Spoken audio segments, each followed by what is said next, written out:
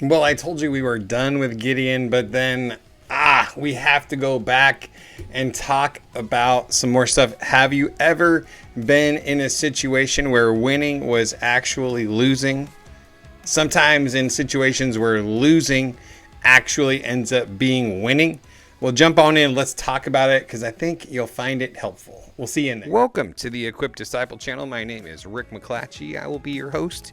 We are here to be and to make disciples of Jesus, and we do that through daily devos, through Sunday sermons, and through other discipleship resources. We are here to equip. All right, welcome in. We are going to jump back into the story of Gideon, that historical account of Gideon's life.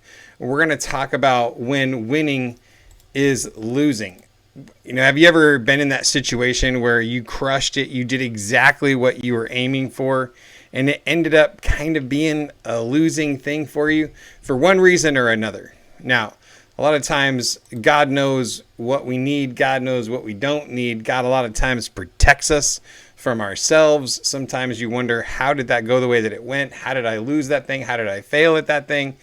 Because there's just no logical reason for why I didn't get that promotion, for why I didn't crush that deal, whatever the case might be. Just no logical explanation for why it didn't work out. Well, I think when we spend some time today looking at these scriptures, some things will pop out. So we're going to look again at this idea of when winning is losing.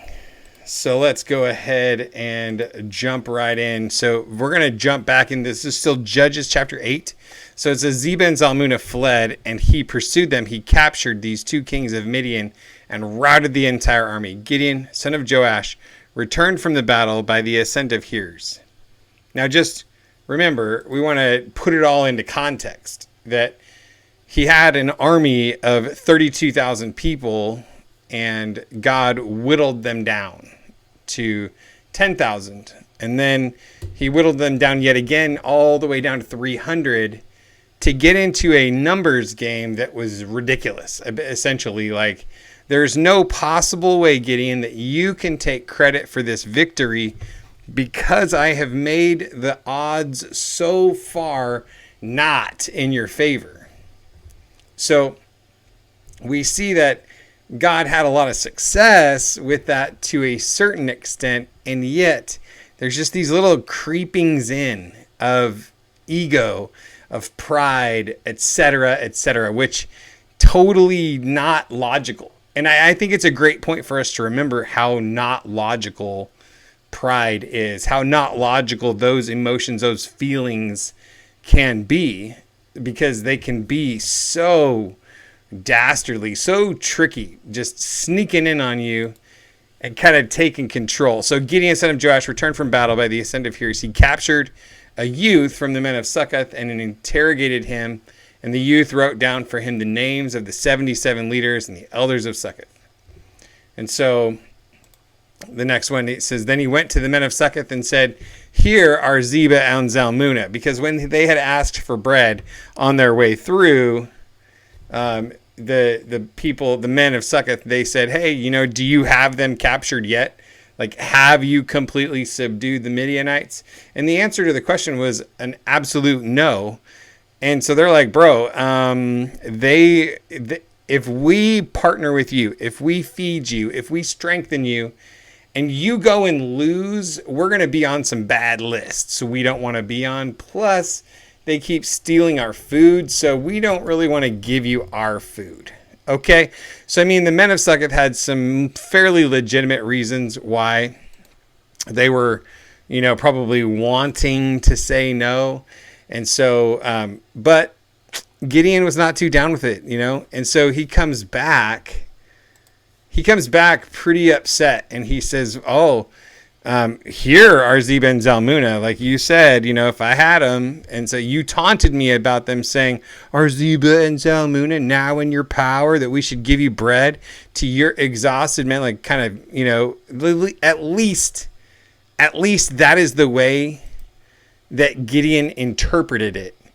Is that actually what was going on? It's really hard to say. And yet, I mean, you could see it happening for sure. But like, an interesting question to ask, like, is that really what was happening? Or is that just his crazed way of processing it with where his mental state was? So he took the elders of the city and he took some thorns and briars from the wilderness and he disciplined the men of Succoth with them. So it's just like, bro, who made you the king, you know? So he also tore down the Tower of Penuel because they did the exact same thing. They rejected helping his men. And he asked Zebah and Zalmunna, what kind of men did you kill at Tabor? And they were like you, they said, you know, they resembled the son of a king, you know, so they looked like they were heirs of a king like you because you look so kingly. King-like guy, don't kill us, you know, spare our lives. And so he said, they were my brothers, the sons of my mother. As the Lord lives, if you had let them live, I would not kill you. Then he said to Jether, his firstborn, get up and kill them. The youth did not draw his sword, for he was afraid because he was still a youth. Like, he's trying to like go the extra mile and really embarrass these guys by having a kid kill him. And so Gideon gets up and he kills Zebah and Zalmunna and took the crescent ornaments that were on the necks of their camels. So he finally, you know, he does the deal. Then the Israelites said to Gideon, rule over us, you as well as your sons and your grandsons, for you delivered us from the power of Midian. And this is really where it can get so dangerous. It doesn't matter, like, if you're ever like in the ministry, you know, like if you're a pastor, well, it doesn't really matter if you're a pastor or not. If you're just somebody that loves the Lord and you're available to him and you give a really timely, encouraging word, you have like some prophetic insight into a situation and you really bless or strengthen someone, or you pray a prayer over them and God answers that prayer. I mean, they can come back and really honor you and appreciate you. And sometimes it's like really like over the top kind of appreciation. So here we're getting some over the top kind of appreciation where they're saying, hey, rule over us, man, because like you did all this stuff, like you saved our lives. So here Gideon is saying, you know, I'm not going to rule over you and my son will not rule over you. But the Lord will rule over you, because Gideon knew the truth, right? In his brain, he knew the truth. He knew that God was appointing him to rescue the people from the Midianites and deliver them back to following the Lord, to being under the command of the Lord. He was not setting Gideon up to be a king. So Gideon said, I will not rule over you, but the Lord will rule over you, because in his head, he's locked in. He's like, yes, this is the plan. God told me the plan. We're going to execute on the plan. And so, no, I will not be your king because God's going to rule over you. But then he said to them, let me make a request of you. Everyone give me an earring from his plunder. Now the enemy had gold earrings because they were Ishmaelites. So on one hand, he says, I'm not going to be your king because the Lord's going to rule over you. And then he does the thing that kings do. He asked for spoils from the battle. Because he's like, hey, I helped you win this. I need some plunder. And he became very wealthy pretty much overnight. I mean, $2.6 million worth of gold, you know, like in today's money. And they said, we agree to give them. So they spread out a cloak and everyone threw an earring from his plunder on it. He doesn't want to be king, but then he acts like one. So he's having this belief and behavior disconnect going on in his life. And I want to ask you, and I want to ask myself, are there areas in your life right now where you're seeing a disconnect between what you believe, what you say you believe, and the way that you're behaving? This could be on the positive side of things, like where you believe something positive and you don't live according to that. It could be that you believe, you know, something negative, but you're not you're not addressing it. You're not approaching it. You're not trying to solve it. So it's a great question for us to ask. Are there places where I'm telling you that I don't want to be your king because the Lord's going to rule over you, but then I kind of want the benefits as if I was that? And so don't take credit for something the Lord has done. And this is where winning was losing for Gideon, because the winning got him thinking that he was some kind of stuff, like he was like, man, I did this thing. I mean, even the way that he treated the men of Succoth and Penuel, he's like, oh, you want to come at me? You want to question me, bro? Like, don't you know who I am? How dare you talk to me like that? How dare you say, do you have these kings with you yet? And then tell me no, that you won't even give us any food. Don't you know who I am? Don't you know that I'm Gideon? I'm the man that God called for such a time as this. So you could kind of see how winning became losing for Gideon, because he allowed it to push him to a place of self-reliance instead of God-reliance. Man, talk about a great lesson. So don't confuse the Lord using you to win a battle with, I won this battle. And the line is surprisingly subtle. It's surprisingly easy to slip into that kind of a mindset. So I just really want to caution you. So let's read it one more time. Don't confuse the Lord using you to win a battle to thinking I won this battle, and then operating as if you were the mastermind behind this whole thing. The weight of the gold earrings he requested was 43 pounds of gold, in addition to the crescent ornaments and ear pendants and the purple garments of the kings of Midian and the chains on the necks of their camels. Gideon made an ephod of all of this and put it in Ophrah, his hometown. And the Israelites prostituted themselves by worshiping it there, and it became a snare to Gideon and his household. And so he set it up in Ophrah, his hometown, where he was, because he kind of sort of wanted to keep people dependent on him. Like, come to me for direction, come to me for guidance. I'm not going to be your king, but I still want you to kind of come and ask me like what the Lord thinks about some stuff. And so I actually took all this gold and made an ephod. I'm going to Urim and a Thummim, and I'm gonna create like a whole secondary place of worship and guidance and spiritual, connection. Oh, Gideon, dude, what are we doing?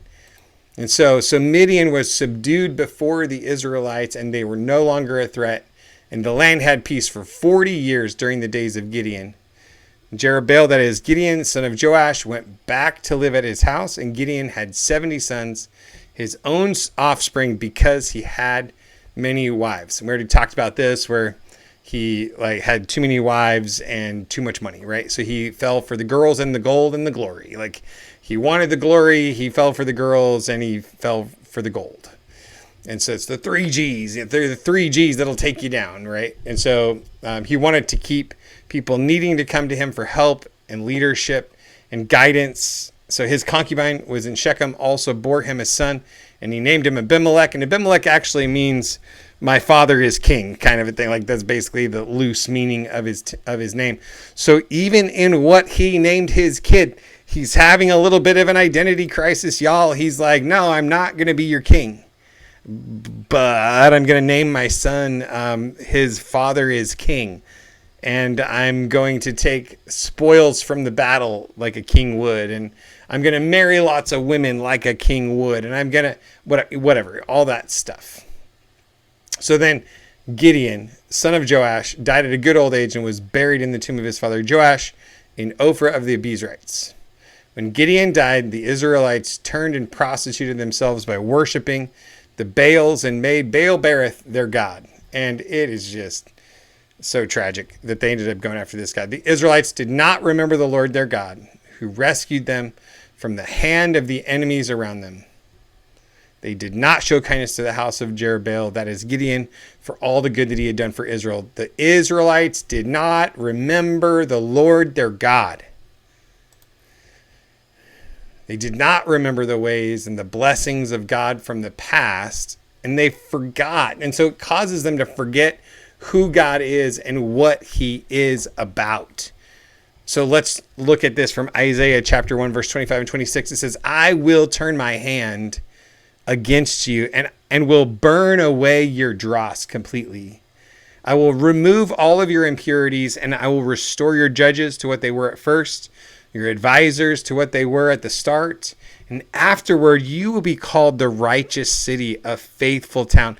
So he's taking the faithless, he's taking the rebels, he's taking those that have run away, and he is telling them, I am going to turn my hand against you. I'm going to judge you. I'm going to reprimand you. But he's trying to say is that my punishment is not merely punitive. I'm here to do a restorative healing work. I want to make you whole. I want to make you healthy. And so I'm going to turn my hand against you and will burn away your dross completely, that garbage that floats up to the top of the metal as it's being refined by fire. And then he says, I'm going to restore. I'm going to, they're going to be like they were at the start, and you're going to be called a righteous city and a faithful town. That's where God's heart is to restore us back to being whole again.